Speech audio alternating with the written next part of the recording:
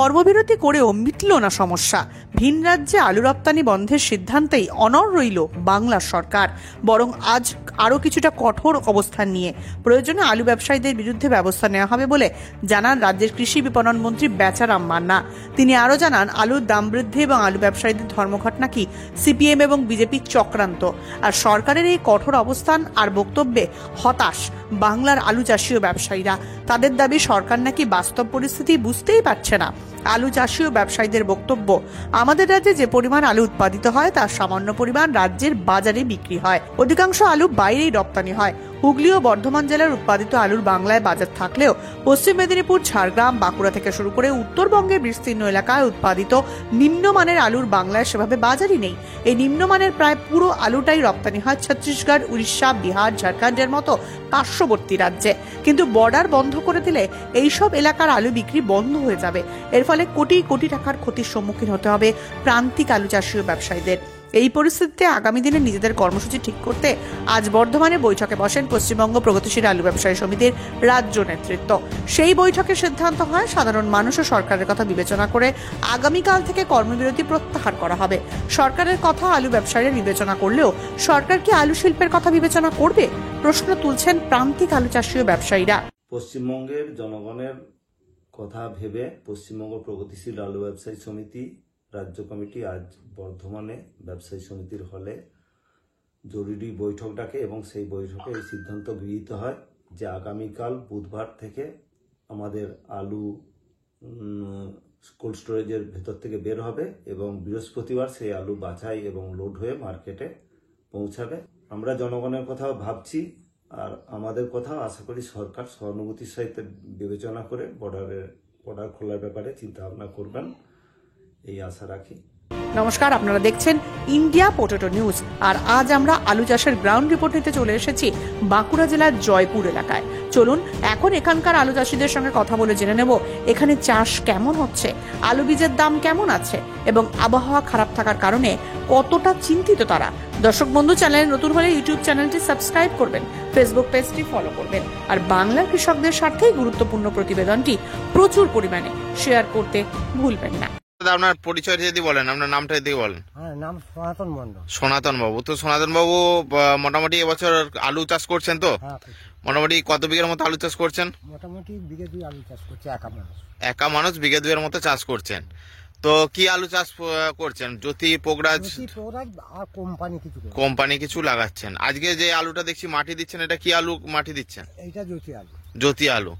তো আমরা দেখেছি 2022 সাল বা 2023 সালে ঠিক নভেম্বর ডিসেম্বর মাসে খুব গভীর নিম্নচাপের দরুন 2-3 বছর আলু প্রায় লসের দিকে, দ্বিতীয়বার আলু বীজ চাষ করতে হয়েছে। তো আপনাকেও কি দ্বিতীয়বার চাষ করতে হয়েছে? বীজ আবার লাগাতে হয়েছে, সব ভাঙে গেছে, পচে গেছে।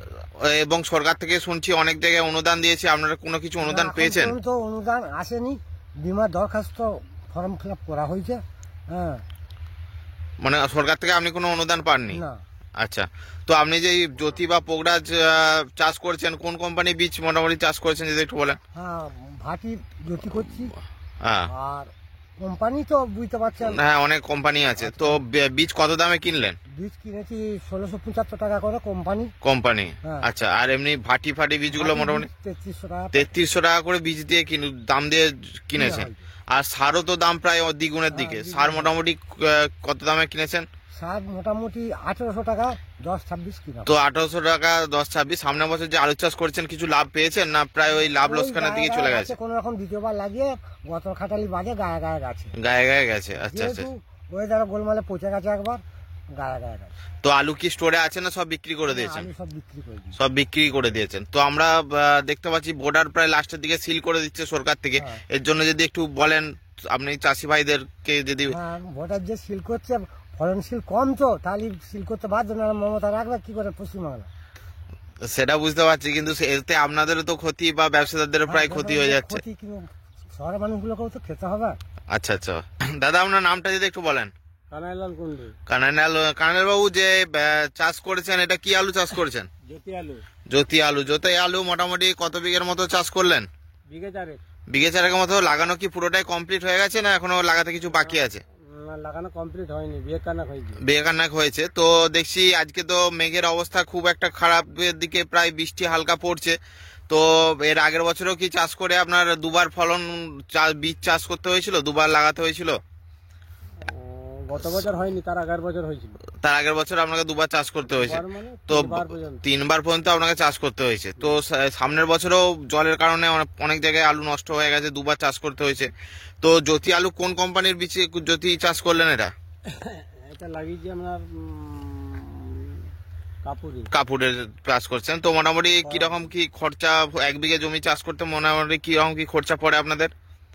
আমাদের 1 বিঘে জায়গা খরচা করতে মোটামুটি 24,000 টাকা, লেবার টেবার সব নিয়ে প্রায় 24,000 টাকার মতো খরচা পড়ে যায়। তো যে তুলনায় আপনারা খরচা করেন সেই তুলনায় কি লাভবান হন? না, লাভবান হন না। তো হচ্ছে তো পরপর ক্ষতির দিকেই। তো আগে সামনে যে আগের বছরে সরকার থেকে কিছু সাহায্য বা অনুদান পেয়েছিলেন? সামথিং কিছু পেয়েছিলেন? নমস্কার দাদা, আপনার নামটা প্রথমে জানতে চাইবো। নামটা হচ্ছে নবকুমার মন্ডল। তো নবকুমার বাবু, আপনি এবছর মোটামুটি কত বিঘার মতো আলু চাষ করছেন? 6-7 বিঘার মতো করছেন। তো আমরা দেখে আসছি 2022-23 ঠিক এই নভেম্বরে এই বৃষ্টির কারণে অনেক লোকসান বা ক্ষয়ক্ষতি হয়ে গেছে। তো 24-এও আজকে গভীর নিম্নচাপ, এইদিকে কি বৃষ্টি হচ্ছে? হালকা বৃষ্টি পড়ছে। তো আলুও প্রায় আপনি লাগাচ্ছেন, এটা কি আলু লাগাচ্ছেন যদি একটু বলেন? এটা জ্যোতি আলু। তো এমনি জ্যোতি বীজ মোটামুটি 5-6 বিঘার মতো লাগাচ্ছেন বলছেন। জ্যোতি বীজ কত করে কি নিয়েছেন? আমার কেনা আছে 2430 টাকা করে। আর মালের দামও প্রায় অনেক হাইয়ের দিকে। মাল মোটামুটি কত করে নিয়েছিলেন? 1800 টাকা করে মাল নিয়েছিলেন। তো 6 বিঘার মতো আলু চাষ, প্রায় কিছু কেমন আলু চাষ শেয়ার করে দিয়েছেন। তো দেখতে পাচ্ছি, কিন্তু এই বৃষ্টি যদি হয় তাহলে তো অনেক ক্ষয়ক্ষতি হয়ে যাবে। চাষির চাষ আমাদের করতে বাধ্য। তো মোটামুটি 1 বিঘে চাষ করতে মোটামুটি কিরকম কি খরচা আসে? 24-25 হাজার টাকা হয়। 24-25 হাজার টাকার মতো খরচা আছে। সেই তুলনায় লাভ কি পান আপনারা? আলুর দাম যদি মানে ব্যাগে যদি 500 টাকা দাম হয় তাহলে হয়তো কিছু অংশ একটু লাভ উঠে আসে, না হলে প্রায় লোকসান আছে। সমানও যায়, লোকসানও হয়। আর সরকার থেকে কোনো ক্ষয়ক্ষতির কোনো কিছু পেয়েছেন? গত বছর গত বছর ক্ষয়ক্ষতি পেয়েছিলেন। আচ্ছা। তো এই সামনের সিজনেও দেখছি মানে চাষি ভাইদের একটা দুঃসংবাদই বলা যায় যে বর্ডার প্রায় সিল করে দিচ্ছে লাস্টের দিকে। তো আপনার কি আলু আছে এখনো, না সব বিক্রি করে দিয়েছেন? আমাদের আগেই বিক্রি করে দিতে বাধ্য, তার কারণ চাষ করতে গেলে তো আগে বিক্রি করতে হবে। তার তো আমাকে কেউ রাসায়নিক সারও ধার দেবে না, বীজ আলুও ধার দেবে না, আগেই বিচে দিতে হবে। আগেই বিচে দিয়েছেন। এই অনুষ্ঠানে সম্প্রচারিত সমস্ত বক্তব্য বক্তাদের নিজস্ব ব্যক্তিগত মতামত। এই অনুষ্ঠান বাজারের নির্ধারক নয়। অনুগ্রহ করে ব্যবসায়িক পদক্ষেপের পূর্বে নিজের বিচার বুদ্ধি কাজে লাগিয়ে সিদ্ধান্ত নিন। আলু রাখা বাজারগত ঝুঁকি সাপেক্ষ। আলু রাখার পূর্বে ইন্ডিয়া পটেটো অ্যাপ থেকে বিগত বছরের লোডিং আনলোডিং রিপোর্ট ও তার পরিপ্রেক্ষিতে আলুর দামের ওঠানামা দেখে নিন। আলুর সব খবর এখন একটা অ্যাপে। আলুর প্রাত্যহিক বাজার দর, আলুর সর্বভারতীয় বাজার দর, আলুর সকালের বাজার দর, লোডিং আনলোডিং রিপোর্ট, বিগত 10 বছরের আলুর তথ্য, সারা ভারতবর্ষের 20,000 আলু চাষী ও ব্যবসায়ীদের তথ্য এখন আপনার হাতের মুঠোয়। প্লে স্টোর থেকে আজই ডাউনলোড করুন India potato market rate app. 2012 সাল থেকে প্রতি মুহূর্তে আপনার সঙ্গে।